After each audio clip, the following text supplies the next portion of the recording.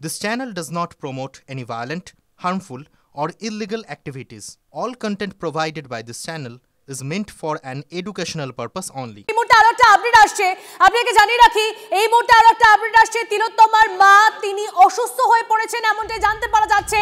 আমরা আপডেট নেব এই মুহূর্তে পরিস্থিতি কি সমস্যাটা জানবো। আমাদের সহকর্মী শুভজিৎ আমাদের সঙ্গে রয়েছে। শুভজিৎ,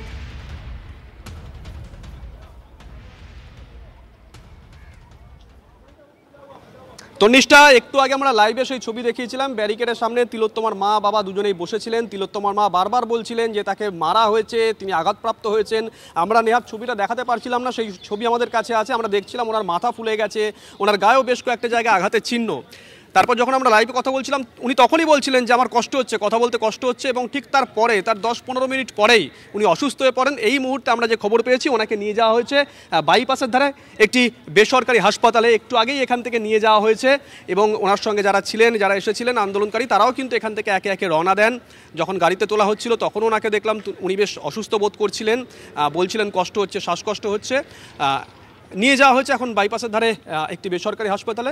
এখনো পর্যন্ত আপডেট সেই অর্থে কিছু এসে পৌঁছয়নি। শুভজিৎ সঙ্গে থাকো। এই মুহূর্তে যে আপডেট আসছে যে ইতিমধ্যেই তিলোত্তমার মা অসুস্থ হয়ে পড়েছেন এবং তাকে হাসপাতালে নিয়ে যাওয়া হয়েছে বলে আমাদের সহকর্মী জানাচ্ছেন। এবং একটু আগেই যে ছবি আমরা তুলে ধরছিলাম আপনাদের সামনে, যে পুলিশি বাধায় অসুস্থ হয়ে পড়েছেন তিলোত্তমার মা, এবং ঠিক ওই সময় তিনি ঠিক কি বলেছিলেন, আমাদেরকে কি জানিয়েছিলেন, একবার শোনাবো আপনাদের। পুলিশ এতটাই সক্রিয় হয়েছিল আমাদের আটকাতে, তার অবস্থা দেখুন, আমার শরীরের সমস্ত শাখাটা ভেঙে দিয়েছে, কপালে ফুলে গেছে, পিঠে কেটে গেছে, আমাকে ফেলে দিয়ে 3জন পুলিশ মিলে মেরেছে। আমাকে আটকিয়ে রাখছিল, কিন্তু ওর বাবার সামনে এসে গেছিল, আমি তো ওনাকে ছেড়ে সরে যাব না, তাই পুলিশ আমাকে মেরেছে। সেই 9 আগস্ট 2024 আমার মেয়েটাকে আমার কাছ থেকে কেড়ে নিয়েছে, গোটা পৃথিবীটাই আমার কাছ থেকে কেড়ে নিয়েছে। আজকে হাতের শাখা ভেঙে দিয়েছে। আমি এই পুলিশকে, এই মমতাকে ছাড়বো না। আমি আজকে নবান্নে ঠিক পৌঁছাবই। যত আমাকে মারবে তত আমার লড়াইয়ের যে আন্দোলনের তীব্রতা আরো বাড়বে। মহিলা পুলিশ আমার হাত ধরে রেখেছিল, এদিকে পুলিশ ছিল চটি চাটা পুলিশ। আমাদের মুখ্যমন্ত্রী চটি চাটা ছাড়া পুলিশ আর কারো কিছু দেখে না। আমার মেয়েটা হারিয়ে গেছে, তাতে ওদের কোনো দায় আসে না। তথ্য প্রমাণ সব লোপাট করেছে 4 দিনে, পরে সিবিআই করছে, এখনো আমরা বিচার পাইনি। এইটা ঠিক সেই মুহূর্তের বক্তব্য আপনাদেরকে শোনালাম যখন তিলোত্তমার মা তিনি অভিযোগ জানিয়েছেন যে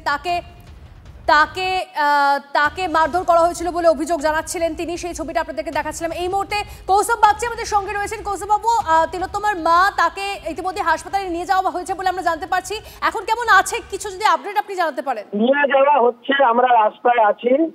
কাকিমার মাথায় মেরেছে, হ্যাঁ, কাকিমার মাথা ফুলে গেছে, হাতের শাখা ভেঙে দিয়েছে, পিঠে লেগেছে, কাকুরও লেগেছে, অনেকের, আমাদেরও পিঠে কোমরে অনেকেরই লেগেছে।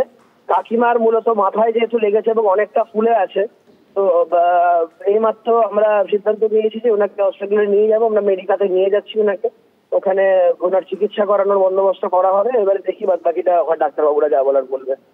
এখন এমনি কেমন আছেন উনি? স্টেবল? এমনি স্টেবল, কিন্তু ব্যথা করছে বলছে খুব। বিষয় হচ্ছে মেয়েকে মারলো 1 বছর আগে, এখন বাবা মাকে মারার চক্রান্ত করছে। এই হচ্ছে মমতা বন্দ্যোপাধ্যায়। গোটা রাজ্যের মানুষ দেখুক, গোটা রাজ্যের মানুষ বুঝুক কাকে মুখ্যমন্ত্রী বানিয়েছে। বেশ, অবশ্যই অনেক ধন্যবাদ আমাদেরকে আপডেট দেওয়ার জন্য। কথা বলছিলাম বিজেপি নেতা আইনজীবী কৌস্তব বাগচির সঙ্গে, এবং আপনাদেরকে জানিয়ে রাখি যেরকম আপডেটটা আমরা পেলাম এই মুহূর্তে, যে তিলোত্তমার মা তাকে নিয়ে যাওয়া হচ্ছে একটি বেসরকারি হাসপাতালে, যেহেতু তিনি অসুস্থ হয়ে পড়েছেন এমনটাই জানা যাচ্ছে। পুলিশি বাধার পর অবস্থানে অসুস্থ হাসপাতালে তিলোত্তমার মা, যদিও একটু আগেও যখন তার ওপর অত্যাচার হয়েছে বলে তিনি যখন অভিযোগ করছিলেন তখন তিনি জানাচ্ছিলেন স্পষ্টতই যে ঠিক কীভাবে তার ওপর মারধর করা হয়েছে এমনটাই তিনি জানাচ্ছিলেন, তিলোত্তমার মা জানাচ্ছিলেন। এবং কিছুক্ষণ পর আমাদের সহকর্মী শুভজিৎ তিনিও কথা বলছিল তিলোত্তমার মায়ের সঙ্গে, তিলোত্তমার বাবার সঙ্গে, এবং তারা এই আন্দোলনে থাকার বক্তব্যই তারা বলছিলেন, এবং তারা কখনোই বলছিলেন না যে আন্দোলন ছেড়ে তারা বেরিয়ে যাবে। তারা আজ নবান্ন অভিযান করতে চাইছিলেন এবং তারা বসেছিলেন ব্যারিকেডের সামনে। একটা সময় দেখা যায় ব্যারিকেডের ওপরেও উঠে পড়েন তারা, এরকম ছবিটাও দেখা যায়। এরপরেই যেমনটা এখন জানা যাচ্ছে যে আপডেট আসছে যে তিলোত্তমার বাবা অনেকটা অসুস্থ হয়ে পড়েছেন এবং তারপর তাকে নিয়ে যাওয়া হচ্ছে বেসরকারি একটি হাসপাতালে। এই মুহূর্তে এমনটাই আপডেট পাওয়া যাচ্ছে। আমি আরও একবার পিসিআরকে আমি রিকোয়েস্ট করবো শোনাতে যে তিলোত্তমার মা যখন অভিযোগগুলো জানান যে ঠিক কি হয়েছিল তার সঙ্গে। বেশ, আমরা শোনাবো, তবে তার আগে এই মুহূর্তে তৃণমূল মুখপাত্র অরূপ চক্রবর্তী আমাদের সঙ্গে রয়েছেন। অরূপবাবু, পুলিশের বিরুদ্ধে তিলোত্তমার মাকে লাঠিপেটা করার অভিযোগ এবং তারপরে এখন তিলোত্তমার মা যথেষ্ট অসুস্থ, তাকে নিয়ে যাওয়া হচ্ছে হাসপাতালে। সারা পশ্চিমবাংলার যত সংবাদ মাধ্যম আছে প্রতিটি সংবাদ মাধ্যমের ক্যামেরা সেখানে উপস্থিত ছিল, সর্বভারতীয় সংবাদ মাধ্যমে ক্যামেরা উপস্থিত ছিল। কোনো ক্যামেরায় আমরা দেখতে পাইনি এখনো অব্দি যে পুলিশ সেখানে তিলোত্তমার মাকে আঘাত করেছে। ঘটনাচক্রে সেখানে ল অ্যান্ড অর্ডার মেনটেন করতে বলেছে কোর্টের নির্দেশে। পুলিশ ল অ্যান্ড অর্ডার যেখানে রাখার কথা ডোরিনা ক্রসিং সেই অবধি অ্যালাউ করেছে। তারপরে কোর্টের নিয়ম অনুযায়ী পুলিশ অ্যাক্ট করেছে। পুলিশ কোনো বাঘ বাড়িয়ে প্রভোকেটিভ স্টেপ নেয়নি, কিন্তু ল অ্যান্ড অর্ডার ব্রেক করতে গেলে কোর্টের সুনির্দিষ্ট নির্দেশ আছে। পুলিশ কোর্টের নির্দেশ কমপ্লাই করে কাজ করেছে।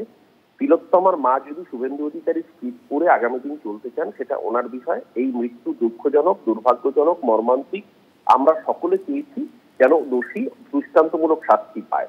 দোষী ধরা পড়েছে, সিবিআই এর উপর ওনারা সিবিআই চেয়েছিলেন, সিবিআই এর উপর ওনারা আস্থা রাখতে পারেননি। এমনকি ওনারা নিজেদের আইনজীবীর উপর আস্থা রাখতে পারেননি। বিকাশ ভট্টাচার্যকে নিজেরা তাড়িয়েছেন, বৃন্দা গুহারকে নিজেরা দেখেছিলেন, উনি নিজে থেকে ছেড়ে চলে গেছেন। এই ধরনের একের পর এক অবাস্তব দাবি কোনো আইনজীবী পর্যন্ত মানতে চাননি। আমরা আবারও বলছি, আদালতের উপর আমাদের আস্থা আছে। এখানে তো কেন্দ্রীয় এজেন্সি তদন্ত করেছিল, তো তারা কেন বের করতে পারলো না? কারণ it's a clear case of rape and murder done committed by that culprit Sanjay Roy. আমরা সঞ্জয় রায়ের ফাঁসি চাই, কিন্তু উনি যদি শুভেন্দু অধিকারী স্ক্রিপ্ট লিখে লেখা স্ক্রিপ্ট পড়ে থাকতে চান সেটা ওনার চয়েস। আমরা ওনাদের প্রতি সমব্যথী। ওনারা নিজের স্বজনকে হারিয়েছেন, ওনার প্রতি আমাদের শ্রদ্ধা রয়েছে। বেশ, অনেক ধন্যবাদ আমাদের সঙ্গে কথা বলার জন্য।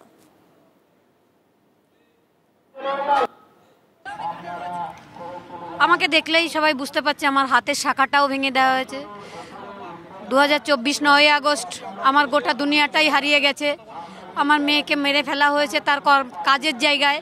আমাদের মাননীয় স্বাস্থ্যমন্ত্রী তার সুরক্ষিত জায়গায় তাকে মেরেছেন, এবং যাতে আমরা সুবিচারটা না পাই তথ্য প্রমাণ সমস্ত লোপাট করে এমনকি তার দেহটাও আমাদের আটকে রেখে পুড়িয়ে দেওয়া হয়েছে, যাতে আমরা সেকেন্ড পোস্টমর্টম না করতে পারি। সেদিন আমরা টালা থানায়ও গিয়েছিলাম সেকেন্ড পোস্টমর্টম চেয়ে মেয়ের জন্য দাবি করে, কিন্তু ওরা জোর করে আমার মেয়েটাকে নিয়ে চলে গিয়ে পুড়িয়েই দিয়েছিল এক প্রকার। আপনারা 1 বছর আগে পুলিশের ভূমিকা দেখেছেন, আজকের দিনে আজকে 1 বছর পর পুলিশের ভূমিকা আবারও দেখছেন। এই নির্লজ্জ পুলিশ এটা আমাদের আইন শৃঙ্খলা রক্ষা করার জন্য নেই, এরা মুখ্যমন্ত্রীর দুর্নীতিকে ঢাকার জন্য রয়েছে।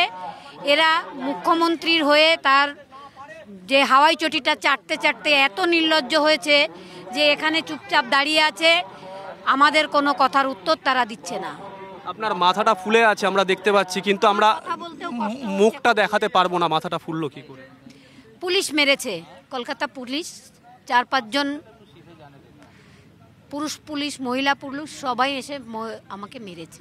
হাতের শাখাটা ভেঙে দিয়েছে, দুজন পিঠে লেগেছে, মনে আমাকে ফেলেই দেওয়া হয়েছিল, ধরে তুলেছে, মারার চেষ্টাই করা হয়েছে।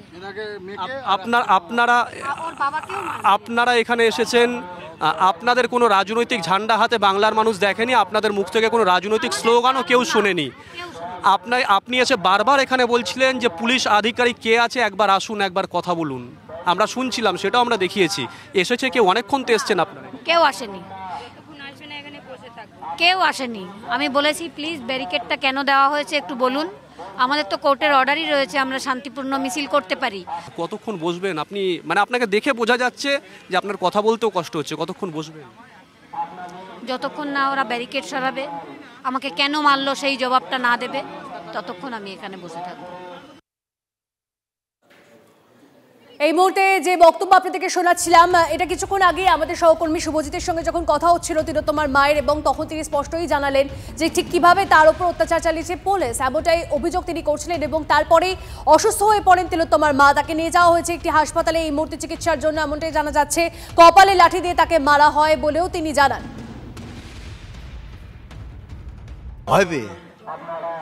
ভয় পেলে মানুষ অনেক কিছু করে, মানে শেষ খড়কুটোটা আটকে ধরার চেষ্টা করে। আমাদের মুখ্যমন্ত্রী সেই চেষ্টা করছেন, কিন্তু উনি পারবেন না, কিছুতেই ওনার বাঁচার নেই। ওনারা মহাভারতের যুদ্ধ হয়েছিল কেন? দ্রৌপদীর বস্ত্রহরণ হয়েছিল বলে। দ্রৌপদীর বস্ত্র না হলে কিন্তু মহাভারতের যুদ্ধ হতো না। যেভাবে মেনে নিত পাণ্ডবরা। মহাভারতের যুদ্ধের কথা যদি একবারই মনে করে থাকে, এটা কি যুদ্ধ? অবশ্যই। আমারও এই প্রতিজ্ঞা, যতবার ব্যর্থ হব ততবার আবার চেষ্টা করব এবং এই ন্যায় বিচার আমি ছিনিয়ে আনবো। যারা শুভাকাঙ্ক্ষী, শেষ প্রশ্ন, অনেকেই প্রশ্ন করেন যে তিলোত্তমার বাবা মা তারা মাঝপথে থেমে যাবেন না তো? না না, কোনো সময় থামার কোনো প্রশ্নই নেই। আমার মেয়েটাকে 63 সবই হারিয়ে গেছে, থামার কি দরকার আছে?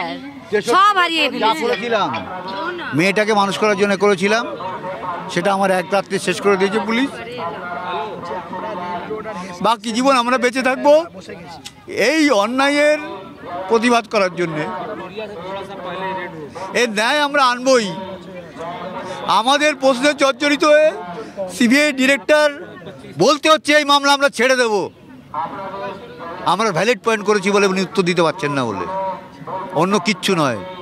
এর জবাব কিন্তু ওনাকে কোর্টে দিতে হবে।